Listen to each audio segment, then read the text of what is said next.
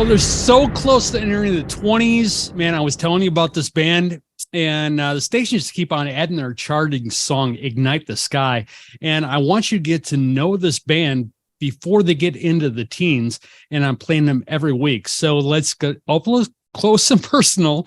If I can speak, I really can. Let's find out what makes this band Defiant tick. Joe is with me, man. Now tell me all about Defiant. You guys are out of Pennsylvania, right? Yeah, Harrisburg, Pennsylvania, Mark. We're actually in Hershey, PA. I'm sure you've heard of the Hershey chocolate factory. Yeah, where the streets are made of chocolate. So we're right smack dab in the middle of that, which is like kind of south central Pennsylvania. Okay, all right. So are you all from the same area then? Yeah, within a 30-minute radius. Like we don't live in the same neighborhood or anything like that, but yeah, we're all within a 30-minute radius of each other. Now, when Defiant got together, I'm sure like this was not the first band that any of you had been in. Was everybody up until that point in a different project? To some degree, yeah. I was kind of kicking around just doing some acoustic stuff, and Al, our singer, this is the first band he's like a lead vocalist in. He was always kind of a rhythm guitarist, backup vocalist, and he was ready to take that next leap to actually be the front man. And so everyone was kind of kicking around, but nothing on a level that like Defiant is now. Okay. All right. What is your main goal as far as winning on stage? Because I feel that you're a real straightforward rock/metal band. Is that what you want to be taken as? Yeah, we struggle to fit into a specific genre, and I know so much in the music industry right now they want to put you in a genre, whether it's metal. Well, I hate that, man. Putting bands in boxes. Let them do what they want to do. Let them stretch their talent. Yeah, so we've always said there's no limits to our songwriting. We have elements of punk, of metal, of just straight up hard rock, and we don't have limits. We don't try to say that, well, that's our genre, so we're only going to write to sound like that all the time, which I think can be good at times, because when you're playing live shows, you can kind of jump genres a little bit because we mix, but then also they want to pigeonhole you so much, and it's hard to pigeonhole us at times. So we call it Defiant music. We do what we do. It's not just a clever name. Yeah. It's like the Wayne's World, the shitty Beatles. Oh, it's not just a clever name. Now you said that everybody was sort of kicking around doing different things and that stuff. How did you all come together to form Defiant? Different avenues, but kind of, I call it like the match.com for musicians. It was a website called Bandmix. I don't even know if it still exists, but you kind of post your profile and what you play and what your interests are. And then you find other people in your area to potentially hook up with. And that was how I met Paul, our bassist, on that. And then Al, our singer, actually answered a Craigslist ad. Another thing, I don't even know if Craigslist is still... Yeah, I think it's still around, but I don't think people will use it. It was actually we were one of the few people to use Craigslist for a legitimate purpose. And it worked out. None of us knew each other even socially prior to kind of hooking up for the band. You didn't, so it was all through the quote unquote band dating app. Yes, that was for the most part. Well, besides the Craigslist ad. Okay, one thing that this is off script that I gotta ask you about. What in the hell is the thing going on with cardboard cutouts behind you? Oh, that's cool as hell, man. Yeah, I'm kind of a big horror buff, especially the Universal Monster era of stuff. So they keep me from being lonely down here in the rehearsals.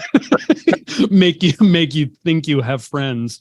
Yeah, And we have fans. Like, yeah, we're performing to people. So I'm in our rehearsal space right now. Oh, okay.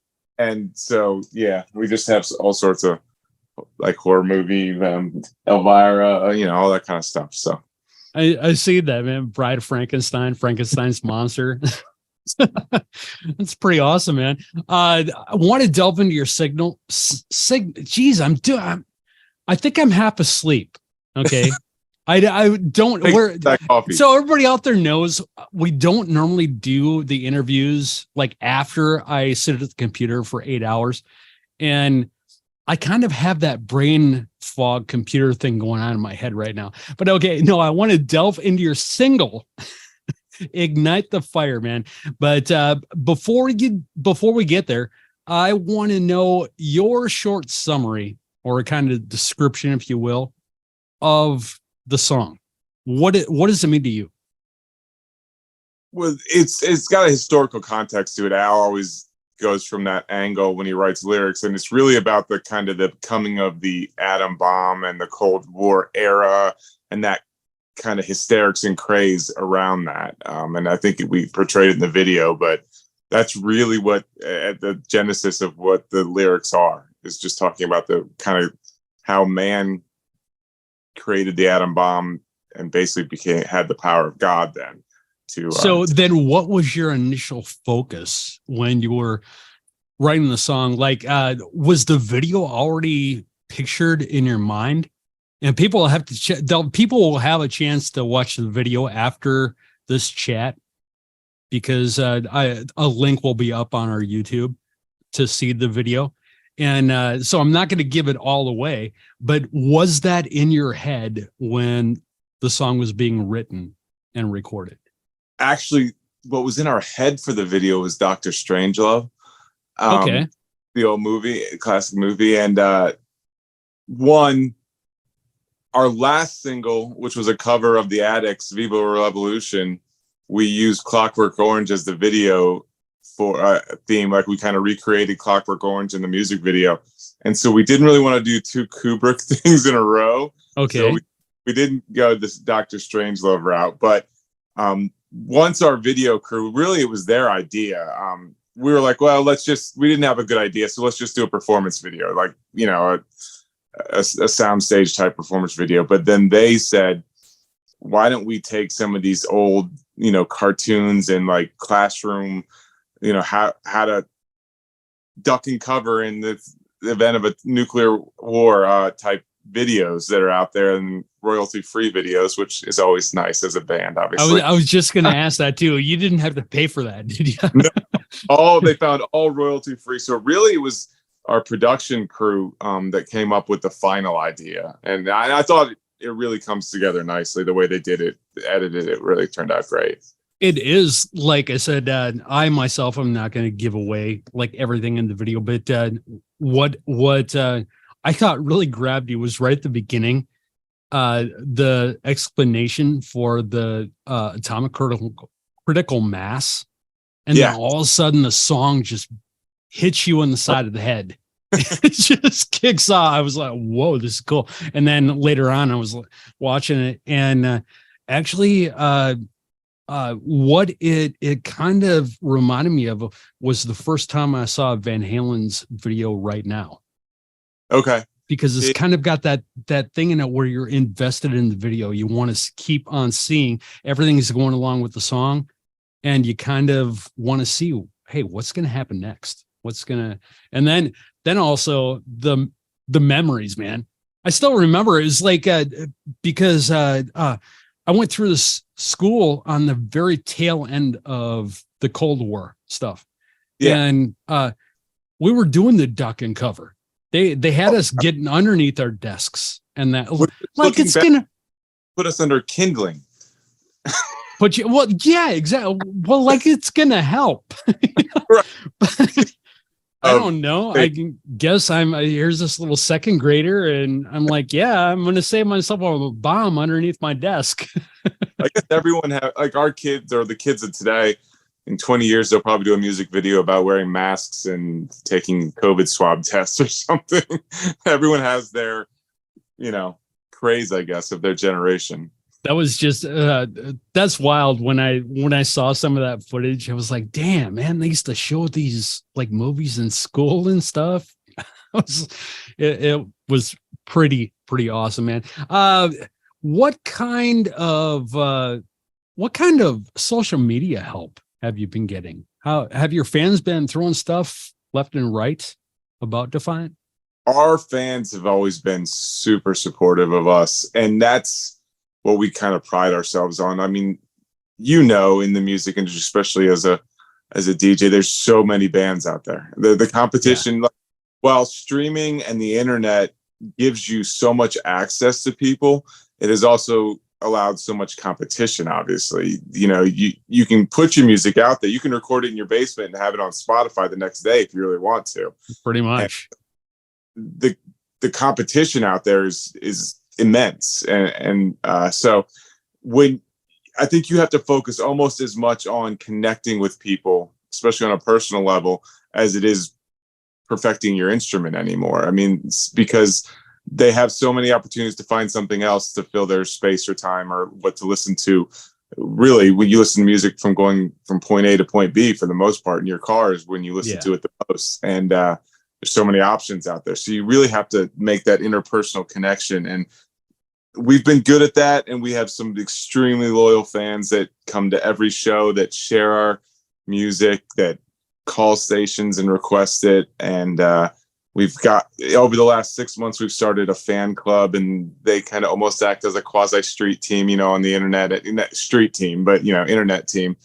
And so, they've been immensely helpful in helping that out. And the other side of it is our label, Curtain Call Records. Record labels it's not like the Atlantic Records of the 70s, 80s, like that. It's changed.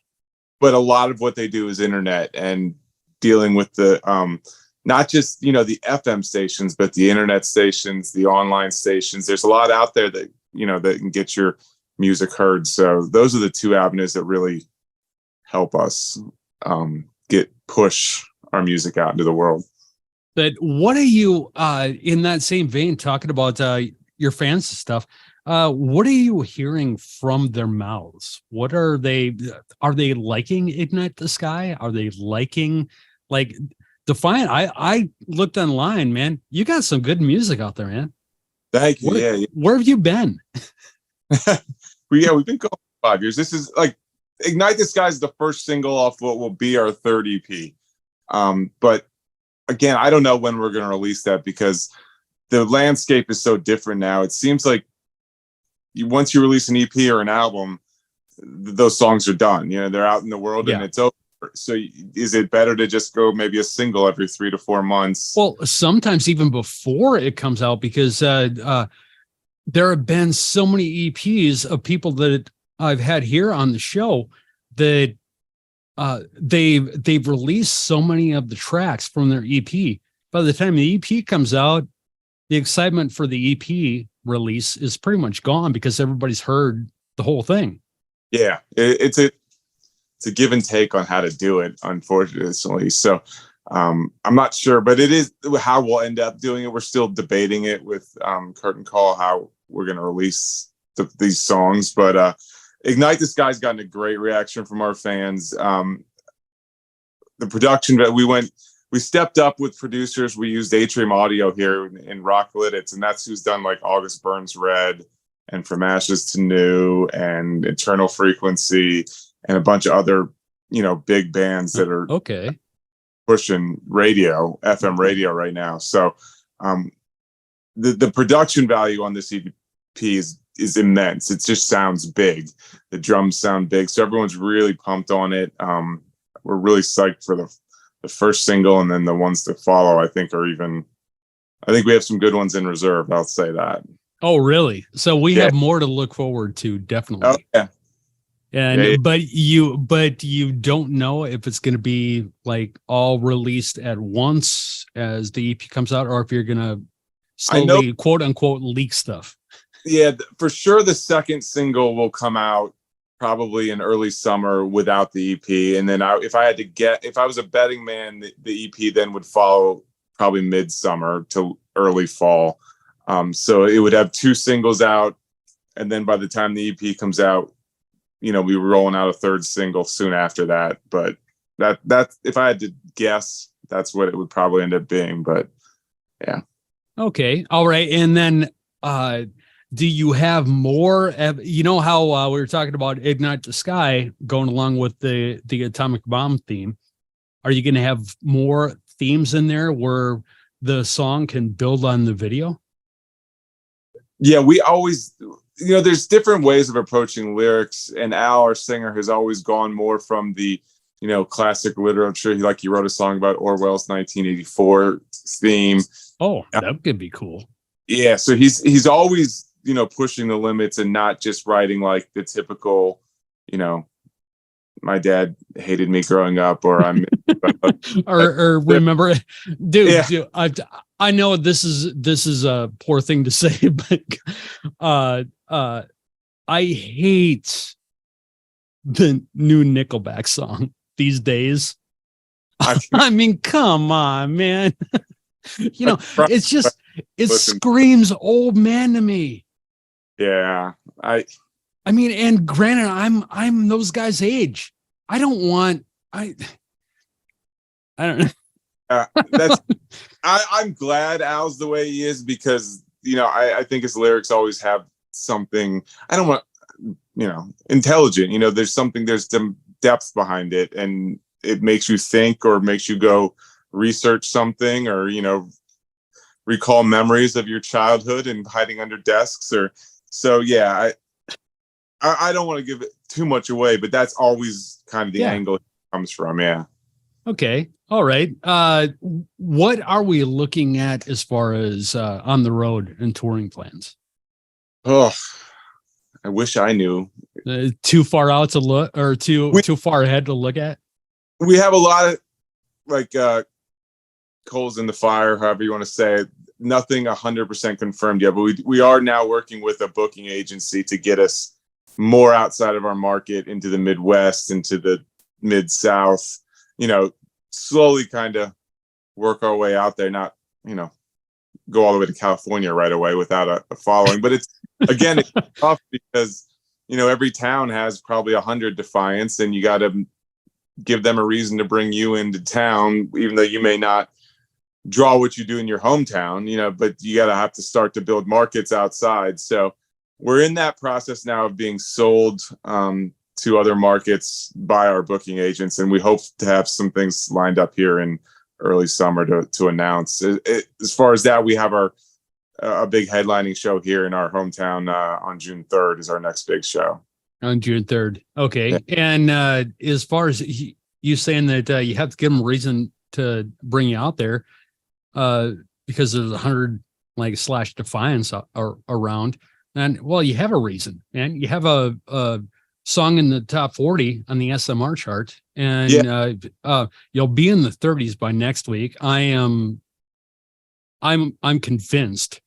And like I said, like I told everybody when we started here, that I wanted to get them to know you guys before you're in the teens, because we're going to be playing you every week. We played the top 20. Yeah, I appreciate, and that was the plan. I mean, I think every band wants to hurry up. I want to get out there and play. I want to tour. I want to do all these things. And the one thing that Curtain Call has preached to me, especially, and the whole band, is patience and the long game, and don't rush it. And let's get our name out there. And that's why, Viva Revolution, I think, hit 38 on the SMR charts. And now hopefully Ignite the Sky will hopefully exceed that. And that will be 2 singles in a row in the top 40. And then, you start to hit those markets that were playing the song, and they'll recognize the name, and they'll come out, and then it'll be a good show instead of rushing out there when nobody knows who you are and doing going and buying the plane and flying out there. I don't want to go down to Ohio and play to nobody, playing to 17 people, and 4 of them are family members, and right. then spouses and girlfriends and stuff. Yeah, it's a hard balance. Bands want to play, they want to tour, but you got to do it the right way, in my opinion, and build the base first. And that's what we've been trying to do. And so hopefully 2023 and into 2024 really pays off for us on that. Well, now thinking about that, isn't that kind of how you've approached everything up to this point? Because you start your foundation with getting in the members, getting good musicians, and then you added the foundation by writing good songs, and then you added the foundations by recording those songs and producing them well, and so everything is building on. So it seems like you're just heading in that direction, right? Yeah, that's been the complete focus, is to build that foundation from the ground up and make it strong so that we can sustain it and not be a fly by night thing and here one day gone tomorrow type one hit wonder. Well, and that's too that is one thing to think about, because have you noticed here we're almost going on about a year now of it happening. All these we have all these 80s bands that are actually going active once again, recording albums, going touring. There's even one 70s band. There's a band, Angelus. I can't remember what label they're on, but they were formed in 1977, and they're on their second single right now. I think it's like up. It's not real high. I think it's up around like 30-ish or something right now.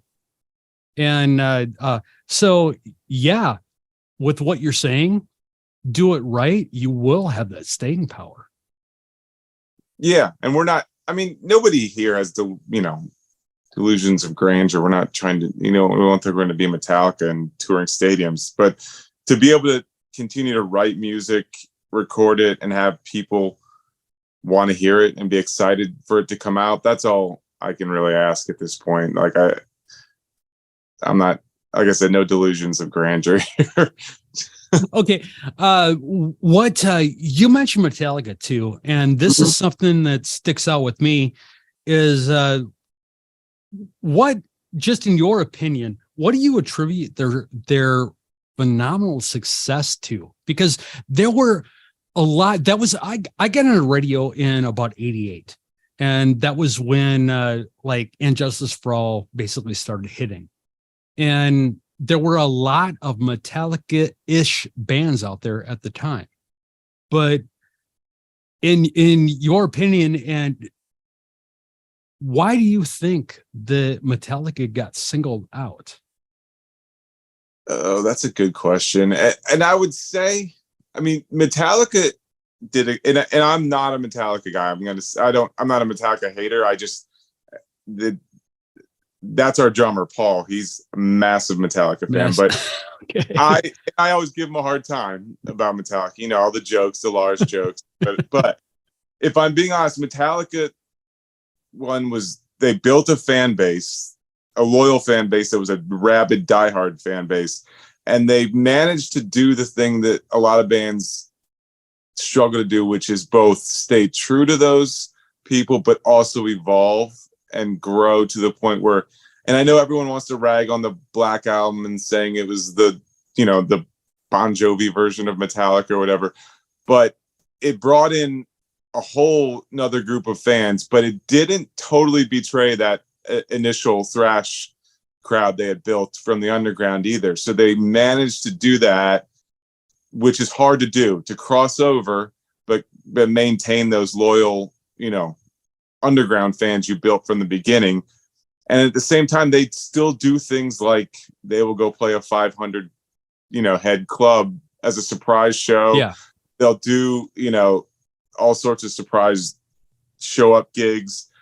They're great to their fans, no matter what. And yeah, they got through the whole Napster thing, but while Lars was probably right in that standpoint in the long run, looking back, it was an inevitable change, and I know they fought against it, but they've also been able to market themselves in the internet streaming age to stay on top. And that's what I would attribute it to, staying true to who they are, but also evolving and being able to bring in a wider audience than just that original kill 'em all thrash sound. Okay. All right. I would just, I guess that does make sense, because when the Black Album hit, I just remember all these people that didn't know who the hell Metallica was. Yeah. and actually sending them to like it's like listen. I think the song "One" is a masterpiece. I remember when I first heard that.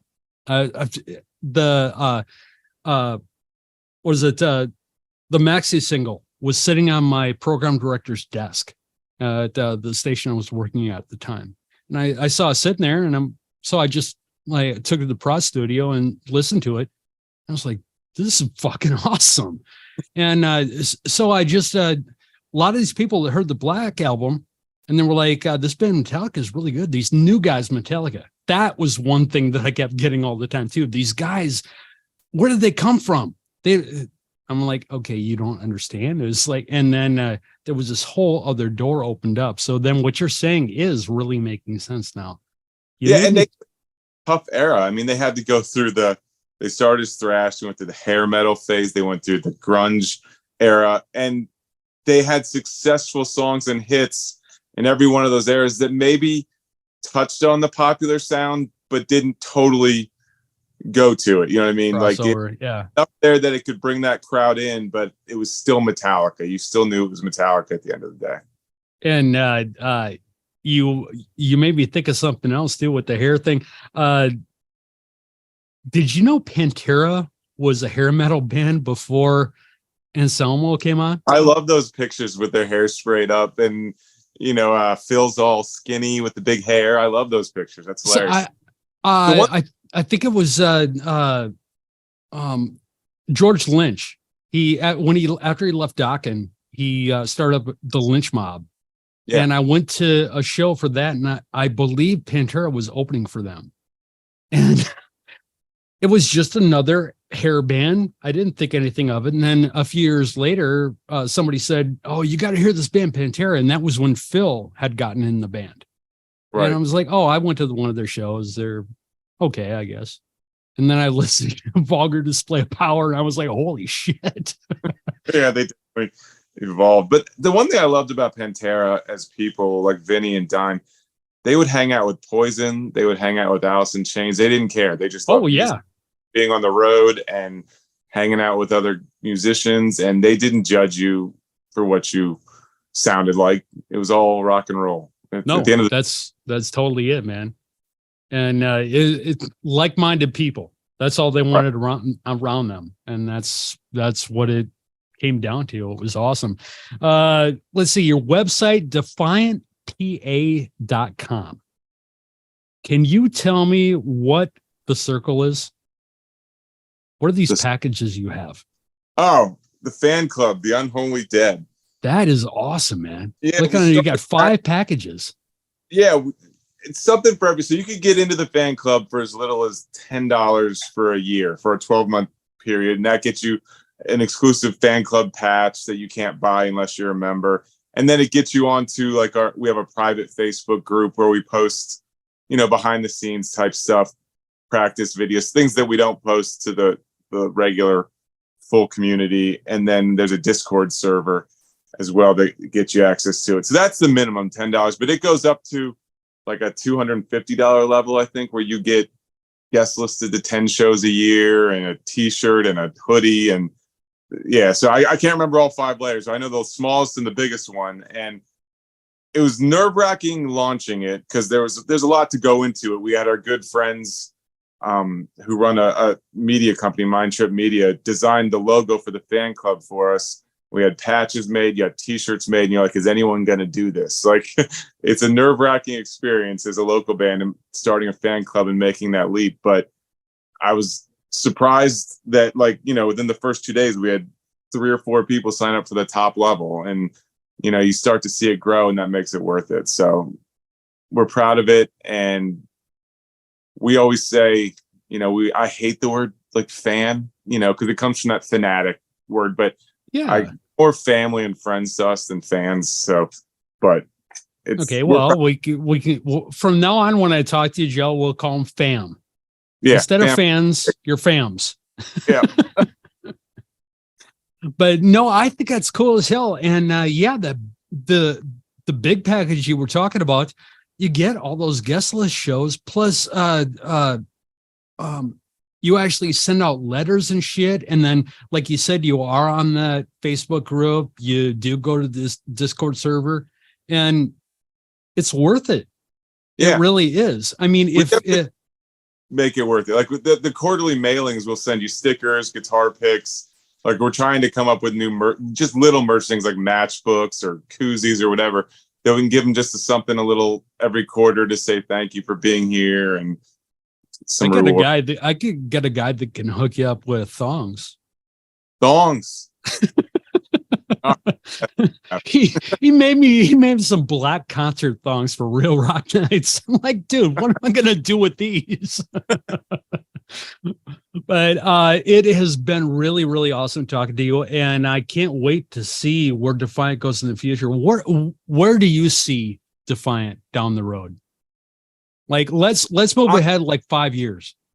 5 years, if we were playing, some of the bigger festivals that are out there, the Danny Whitmer festivals, and we could jump on some of these, I would say, club theater level tours with some of the bigger bands that, have been floated to us. But in this day and age, it's a lot of that's buy-ons and it's a lot of money up front. So that's, again, trying to build that base instead of fork out a bunch of money to just say you're on a tour. Let's try to get to the people want us on that tour because we offer something to the tour, not just because we're paying them $20,000 to be on the tour. So if we could be touring on that level and playing some of the festivals and releasing our music and keeping our fans happy, I would be ecstatic with that. Okay, and you brought up the buy-ons. I do not know when did that start. I don't know either, but it had to be the same time the record industry fell, because I think bands needed to find ways to supplement income in ways that album sales used to give them. And that's why you'll see a lot more of the meet and greets. You didn't, in the 80s, you couldn't go buy a meet and greet with Van Halen for the most part. Hell no. The stations I worked for, we would do meet and greets, and 9 times out of 10, the band members wouldn't even show up. Yeah. But that's a part of touring and touring income right now is meet and greets for bands. And so I think between the two, the fall of the record industry and the sales from that probably had to find ways to supplement the income that they lost in that. Touring's obviously and merch are the big ways to make money as a band right now. Really, merch is the number one way for a band our size, because all of it we don't have to split any of that. It goes right into our pockets. Well, let's clarify on your website, because there is the whole thing now with venues starting to tack on that. I don't even know what in the hell they're calling it, service fee or something for merch. Yeah. I've seen anywhere from 10 to 25%. We're very lucky that we have not played a venue that has charged a merch cut at all. Okay. I don't know how I would react if I got on one that did. I don't think I would react very well as the quote unquote business manager of the band. I don't think I would react very well to that, but it hasn't happened to us personally yet. But again, it's just another way, everyone's trying to make money, and when you have Ticketmaster charging fees that can almost be 50% of the ticket price on top, and then in venues taking some of your cuts out of your merch, I mean, you got to find ways to stay on the road, and gas prices are outrageous, and travel is, I mean, heck, I've seen major bands have to cancel tours because they couldn't find a bus to rent because they're so many. We've talked about that a couple different times on the show, because actually Tank the Tech was on here telling us about giving a rundown of the tour bus prices that I think that was about 6 months ago or something like that. And the COVID, like just out of COVID, tour bus prices, and basically your lowest price was around 60 grand. Yeah. For a 29-day run. That is outrageous. It was like, oh my God. And then I understood, man. Festival prices have shot up. Yeah. So I just think it's a reaction to all that. You have to find ways to, as a touring band, to make money. And like I said, to go back to, there's so many bands out there that want the opportunity to. In a capitalistic market, supply and demand usually creates profit for somebody, and they buy on. Now, I don't know. I wasn't in the music industry to the level I am now. Back then, there was probably some sort of level of buy on at all times, but it was probably record labels exchanging money. Like, well, the first time I ever heard about it, I'm sorry for interrupting you. No. The first time I ever heard about it was, I believe it was 2008 or 2009. This local kid that he had this band that basically they were one of those that every club owner would push on. Like, any mid-level act that came into town needed an opener, they would push on that act to let them play. Well, then this kid came up to me and he's like, "Yep, I'm taking over vocal duties for Soil on their next tour." I was like, "What?" Then I did a little sleuthing and found out that his dad bought him onto the tour. And really? Yeah, and then like I found out that it was like a normal thing where whole band, his dad didn't pay or couldn't pay for the whole band to go onto the tour, so he just paid for his kid. I believe the lead singer of Soil was having some kind of like esophagus issues or something like that, and it was just a short little like 6-show run or something like that. So they took him on. He wasn't terrible or anything, but that was the first time I ever heard about buying onto a tour at all. Yeah, it's a thing, and I mean, in some ways, I understand if you're taking a band that's not going to push ticket sales and draw anyway. I kind of understand what you're doing. That's why I would rather go the route that Curtain Call is pushing and build a foundation where we can add something to a tour where they want us on it, as opposed to, "Hey, please let us come play in front of your fans and we'll pay you to do it." That's I know a couple people who are Curtain Call, and yeah, that's John's mindset. And build that foundation. It definitely is. We talked about your website, but what would you say is the best way for fans outside of going to your website to keep up with the band, keep up with Defiant? Facebook and Instagram are probably the two social medias we're most active on. Facebook and Instagram. Okay.